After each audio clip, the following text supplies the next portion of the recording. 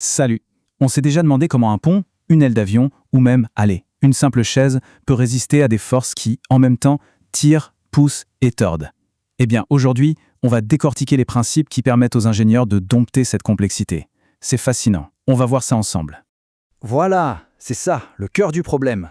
Dans la vraie vie, une pièce mécanique, elle subit presque jamais une seule force. Non, non, elle est tirée, elle est pliée, elle est tordue, et souvent, tout ça en même temps.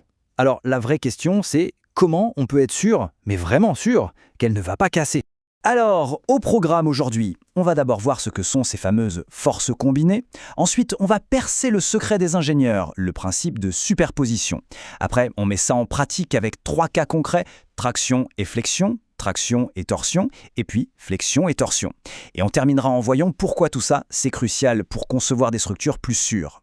Allez, on attaque. Il faut oublier l'idée de la force unique qui agit toute seule dans son coin. Non, la réalité c'est que la plupart des pièces mécaniques, elles se prennent un véritable cocktail de contraintes, et tout en même temps. Et justement, voilà les 3 combinaisons qu'on rencontre le plus souvent. D'abord, la traction-flexion.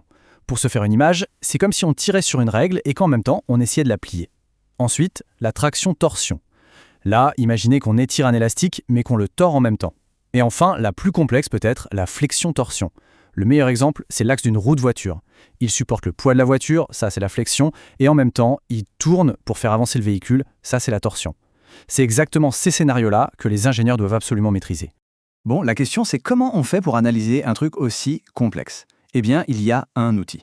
Un outil d'une simplicité et d'une puissance assez incroyable. Ça s'appelle le principe de superposition. Et franchement, c'est la clé qui déverrouille tout le problème. L'idée, en fait, elle est presque bête comme chou. Au lieu d'essayer de comprendre ce sac de nœuds de forces complexes d'un seul coup, on va faire les choses intelligemment. On va prendre chaque force une par une, on analyse son effet toute seule, et puis à la fin, qu'est-ce qu'on fait? On additionne tout. C'est aussi simple que ça. Bon, évidemment, il y a une règle d'or pour que ça marche. Une condition super importante, il faut que le matériau reste dans ce qu'on appelle son domaine élastique. C'est quoi ça? Pensez à un simple ressort. On tire dessus, il s'allonge. On le lâche, il revient à sa forme initiale. Voilà, ça c'est le domaine élastique. Mais si on tire dessus comme un fou et qu'il reste tout déformé, eh bien là on a dépassé la limite et notre principe de superposition ne fonctionne plus. Donc tant qu'on ne déforme pas la pièce de manière permanente, on a le droit d'additionner. C'est ça que dit la définition formelle. La contrainte totale, c'est la somme de toutes les petites contraintes individuelles. Ok, à cette théorie, on passe à la pratique. Premier cas d'école, et c'est un grand classique, une pièce qui se fait tirer et plier en même temps. Regardons un peu cette poutre. On a une force qu'on appelle N qui tire dessus, qui les tire, ça c'est la traction. Et en même temps, hop, une autre force qui la plie, qui la fait courber, ça c'est la flexion. La question qui tue, c'est à quel endroit précis à l'intérieur de cette matière la contrainte est maximale. Ok, première étape de notre superposition, on oublie la flexion, on regarde que la traction. Et là, c'est très simple. La traction, elle, répartit la contrainte de manière complètement uniforme. C'est ce qu'on voit ici en rouge. Ça veut dire que chaque petit bout de la section est tiré exactement de la même façon. Maintenant, on fait l'inverse. On oublie la traction et on s'intéresse juste à la flexion. Et là, c'est beaucoup plus intéressant. La contrainte n'est plus du tout uniforme. Regardez bien le schéma. En haut, la matière est étirée. On dit qu'elle est en tension. En bas, elle est écrasée, comprimée. Et, détail super important, pile au milieu, sur cette ligne qu'on appelle la fibre neutre, il ne se passe rien. La contrainte est de 0.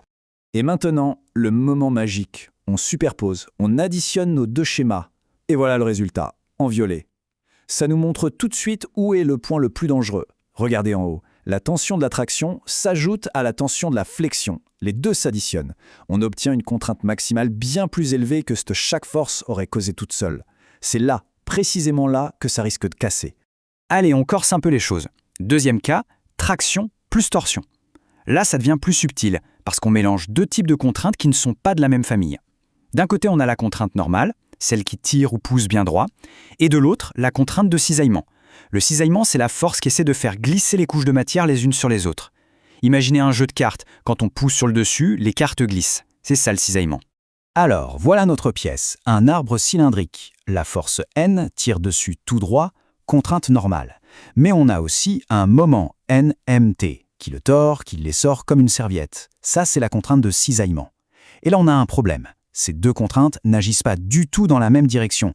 L'une est perpendiculaire à la coupe, l'autre est parallèle. C'est littéralement comme vouloir additionner des pommes et des oranges. On ne peut pas faire une simple addition mathématique. Alors, comment on fait? Eh bien, il faut trouver une sorte de traducteur universel.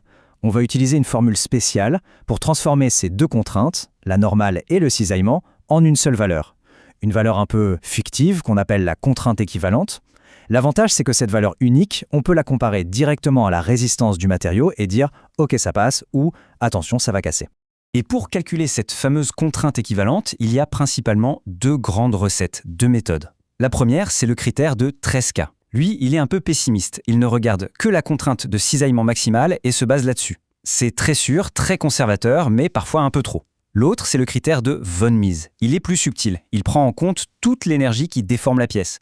Ça donne une vision plus juste de ce qui se passe vraiment, surtout pour les métaux. Et c'est pour ça qu'aujourd'hui, c'est la méthode que tous les logiciels de calcul de structure utilisent par défaut. On termine avec notre troisième et dernier cas, un autre grand classique, la flexion combinée à la torsion. Celui-là, on le retrouve absolument partout dans les machines qui tournent. Pensez aux arbres de transmission, aux essieux de voiture, etc. Et là, bonne nouvelle, pas de surprise, la logique est exactement la même que pour le cas d'avant. D'un côté, on a la flexion qui crée une contrainte normale, tension d'un côté, compression de l'autre. De l'autre côté, on a la torsion qui crée du cisaillement. Et pour savoir si ça tient, qu'est-ce qu'on fait? On calcule une contrainte équivalente avec nos amis Tresca ou von Mises. Voilà, le principe est acquis. Bon, on a vu tout ça. Mais à la fin, pourquoi c'est si important? Est-ce que c'est juste de la belle théorie pour ingénieurs? Absolument pas. Comprendre ça, c'est tout simplement ce qui nous permet de construire des choses qui ne nous tombent pas sur la tête. Pensez-y une seconde. L'arbre de transmission dans un moteur qui doit être à la fois solide et léger. L'aile d'un avion qui subit des forces incroyables. La structure d'un pont. Même la chaise sur laquelle on est assis. Au cœur de la conception de tous ces objets, il y a cette analyse des contraintes combinées. Passer à côté, c'est risquer la catastrophe. Mais la maîtriser, c'est la porte ouverte à l'innovation, à des designs plus performants et surtout à plus de sécurité pour tout le monde. Et pour finir, une petite pensée. Il suffit de regarder autour de soi. Le pied d'une table, la branche d'un arbre, le cadre d'un vélo. Chacun de ces objets, en ce moment même, mène une bataille silencieuse contre un cocktail invisible de force. Et maintenant, on sait un peu mieux comment les ingénieurs font pour s'assurer qu'ils gagnent cette bataille jour après jour.